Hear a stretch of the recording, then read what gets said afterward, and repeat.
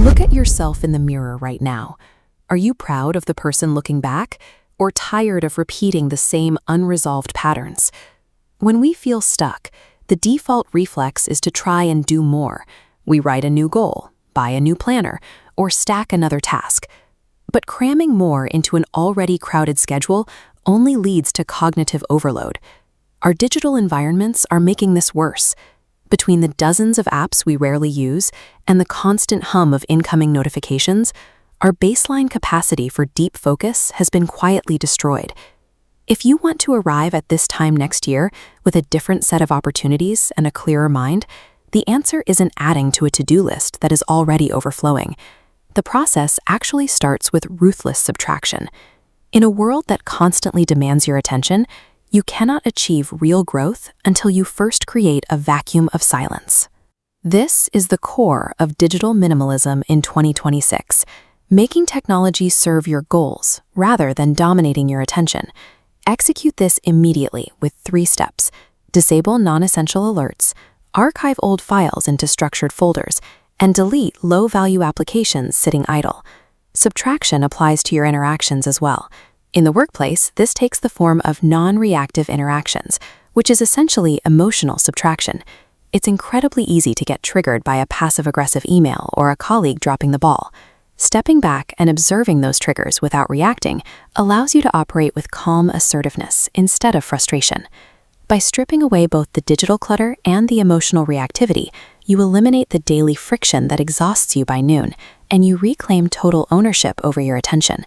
With your mental workspace clear, you have to protect it. That defense starts the night before. Laying out your workout clothes and tidying your physical desk removes decision fatigue the moment you wake up. Then you set your alarm for 5 a.m., or at least 6 a.m. Waking up before the rest of the world gives you uninterrupted time before anyone else can demand your attention. When that alarm goes off, there is no snooze button. You get up immediately, drink a full glass of water before you even touch coffee. Structure early mornings using the 30-30-30 rule. Consume 30 grams of protein within 30 minutes of waking, followed by 30 minutes of exercise. This stabilizes blood sugar. Alternatively, the 20-20-20 rule divides your first hour into movement, reflection, and dedicated learning.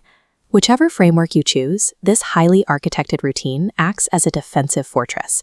It locks in your momentum well before the chaos of the workday can interfere. Once your mind is clear and your mornings are secured, you finally have bandwidth to build.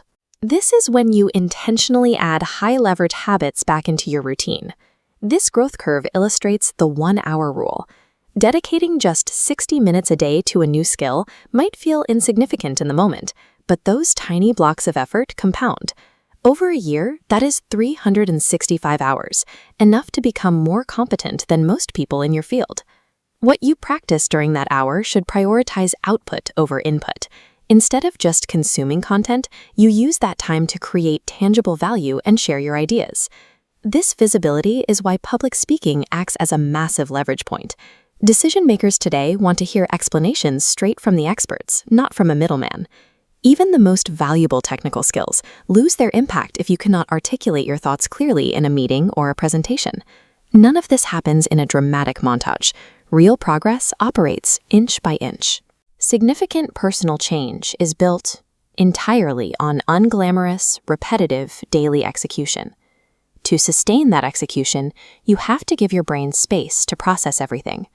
Taking quiet, solitary walks with absolutely no music, no podcasts, and no digital inputs hits the reset button on your mind.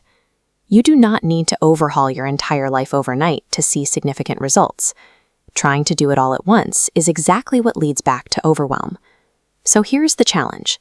Pick just 3 of the habits we've discussed. Write them down and commit to executing them every single day for the next 30 days, starting tomorrow. The results you see in 2026 will be determined by what you chose to remove today. Lasting progress comes down to how carefully you curate the few things you allow to occupy